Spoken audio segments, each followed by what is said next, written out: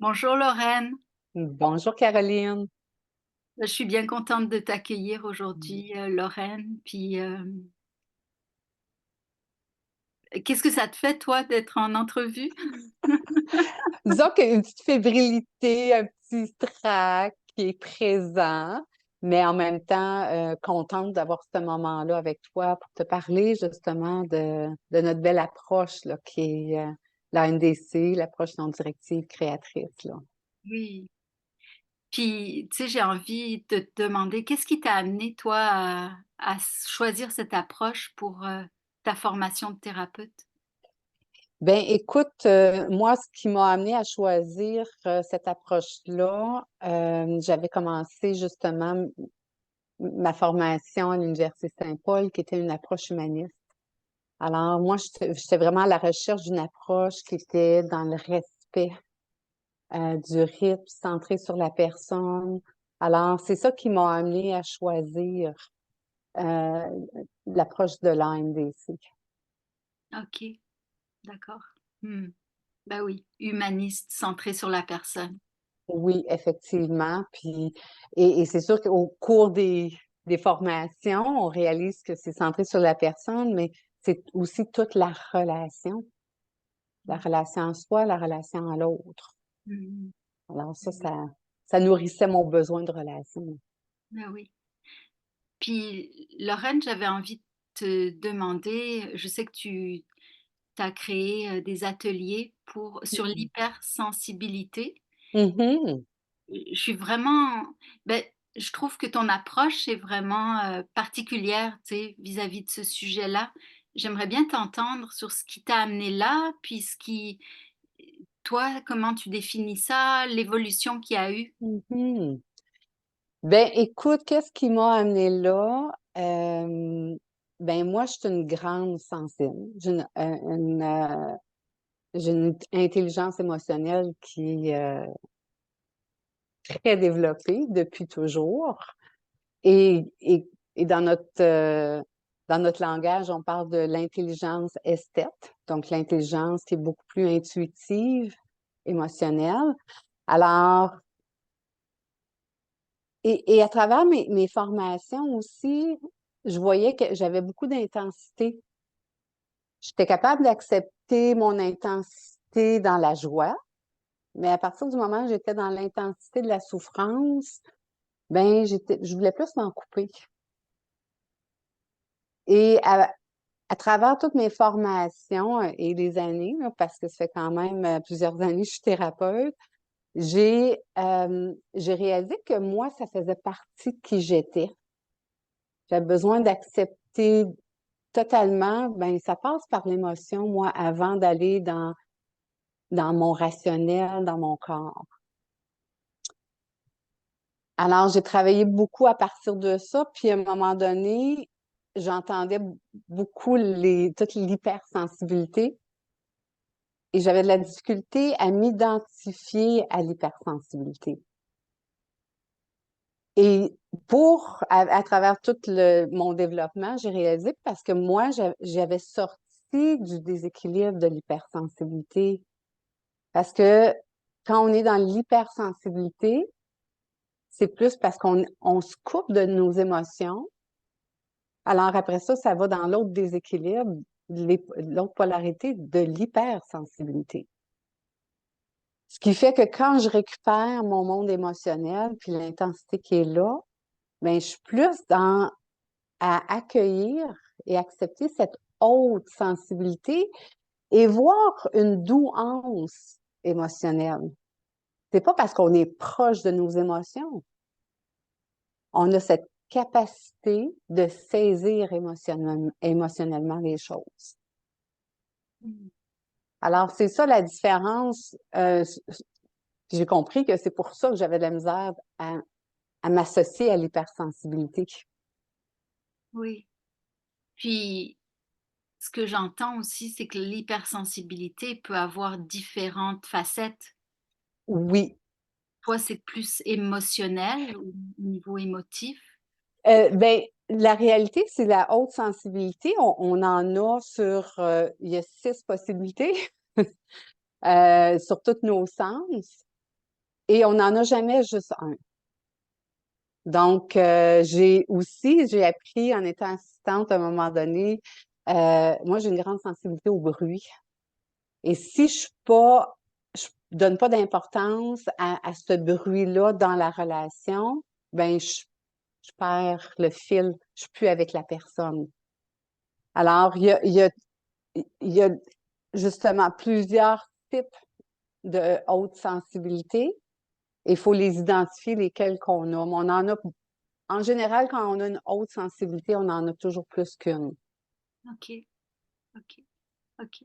Puis, comment toi, tu es arrivé à l'équilibre, tu sais, à justement, exploiter ou profiter de ta haute sensibilité sans être démolie à chaque fois qu'il y a quelque chose qui se passe Hmm. dans ta vie? Bien, ce que moi j'ai fait, je suis une fille qui écrit depuis des années, depuis mon adolescence. Donc, l'écriture est très thérapeutique, c'est ce que j'ai toujours continué. Avec toute l'approche aussi de la NDC, c'est tout le soutien qu'on peut avoir. Avoir cette possibilité d'être accueilli dans mes émotions, dans son intensité, sans jugement, ça m'a permis, moi aussi, de changer mon regard sur, sur ma propre sensibilité. Alors, ça m'a permis aussi, moi avec moi, de m'offrir beaucoup plus de douceur, de bienveillance. Et quand j'arrive à une place où ce que je reste pris dans l'émotion, ben, je vais aller en thérapie ou je vais aller chercher d'autres ressources. Et une autre chose que moi, j'ai appris, c'est l'importance du corps. Comment être à l'écoute de mon corps. Donc, je fais beaucoup de yoga. Le yoga Kundalini me permet, la méditation me permet aussi d'aller explorer les sensations de mon corps pour pouvoir libérer mes émotions qui peuvent être prises dans le corps. Ah oui. Est-ce que, puis comme thérapeute, toi, quelle est ta force, toi, comme thérapeute? Qu'est-ce que tu apportes à tes clients?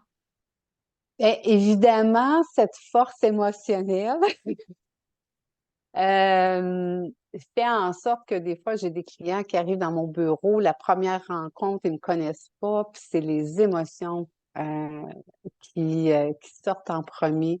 Alors, cette capacité d'être en contact avec mon monde émotionnel, d'être dans l'accueil, l'écoute, euh, puis là, tu sais, ça me touche de le dire parce que je vois à quel point ce respect de la personne, du rythme, les amène à s'ouvrir rapidement. Alors, tu sais, c'est sûr qu'il y a cette force-là, mais cette force d'écoute aussi que j'ai eu beaucoup comme rétroaction de mes clients, cette capacité de se sentir écouté réellement, avec une bienveillance, ça leur fait du bien aussi. Mmh. Mmh. Ça donne envie d'aller dans ton bureau. Mm. Merci. Mmh. Puis qu'est-ce que tu vois comme transformation, au bout de quelques Mm. séances chez tes clients en général, là? Oui, en général, ben c'est sûr que justement ces forces-là d'accueil, de respect du rythme, de bienveillance, euh, ça permet vraiment rapidement aux gens d'avoir un regard différent sur eux, de d'aller beaucoup plus vers accueillir tout ce qui est là, que ce soit les défensives, les bons coups. Donc, accepter qu'ils n'acceptent pas. Oui. Des, hein? Parce qu'on dans notre bureau, hein, il y a des fois qui vont dire ah, ouais, mais ça, j'aime pas ça. Mais Mmh. juste le fait de le nommer, c'est accepter qu'ils n'aiment pas ça. Ça leur permet justement de respecter leur propre rythme Oui. Ben et de se voir dans la globalité de qui ils sont. oui. Et ce qui permet justement éventuellement à une meilleure estime, meilleure confiance d'eux. Mmh mh. Ben Et oui. Donc évidemment, puis on sait quand on a ça, ben ça amène de l'amour de soi. Mais oui, mais oui, mais oui, quand on est à cette place-là, ben, tout en découle, en fait. Mmh. Ouais, Ouais. bah, oui.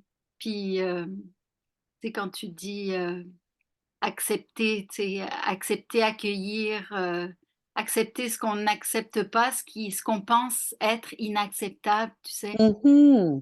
C'est c'est important, ouais. Oui, c'est ça. Donc accepter aussi que dans ce regard-là, des fois, nous, on est dans le jugement. Donc les amener à voir où est-ce qu'eux autres se jugent, les empêche justement de s'accepter. Ça amène des belles transformations aussi, là. Ah oui, ah oui. Ah oui, mais c'est tu sais, c'est touchant de voir ça, c'est que toi, ton propre tout ce que tu développes, tu es capable de l'offrir à tes clients Mmh. et ben, c'est un des principes de notre approche, mais Mmh. c'est tu sais, c'est touchant de le voir, de le voir se dérouler sous nos yeux, tu sais, Ouais. dans nos bureaux. Ouais. Mmh. Effectivement, parce j'aime ça ce que tu dis ça, hein, parce que dans le fond, en thérapie, on est l'outil principal. Ouais. Alors, c'est ça la force aussi de notre approche, c'est l'affectif, la relation. Puis c'est dans cette force relationnelle aussi que, la personne peut être en mesure de se vivre dans la relation, puis transformer aussi ses croyances, ses mémoires affectives. Ben oui. Ben oui, puis tu sais, quand tu parles de relation, en fait, la relation, tu sais, thérapeutique fait que la personne peut, hem, ben, transposer ça dans ses propres relations importantes dans Mmh. c'est comme un entraînement, comme Effectivement. ouais. Puis j'aime ça que tu dis ça parce que là, j'ai un client qui monte, qui c'est un nouveau client, ça fait quelques rencontres et c'est exactement ça qu'il m'apporte, là. Cette ouverture-là qu'il a avec moi parce qu'il me dit: «Ben là, si je veux être aidé, j'ai aussi à me dévoiler» et et déjà, il voit une transformation dans sa relation de couple. Mmh. Ouais. Alors, il y a vraiment un bel impact d'exister dans la relation avec nous comme thérapeute Mmh. pour Ouais, transformer les relations, plus de satisfaction là, dans la relation personnelle. bah, oui. Puis quand tu dis exister, c'est en fait, c'est oser des choses Oui. parce que dans la relation thérapeutique, on est en sécurité. Mhm. Il y a pas de risque, tu sais, à prendre la parole ou à dire des choses. Oui. Mmh. Ouais. Ben, merci Lorraine pour, ce Mm. partage, puis, ben, à bientôt. Ben, merci à toi. À bientôt. À bientôt.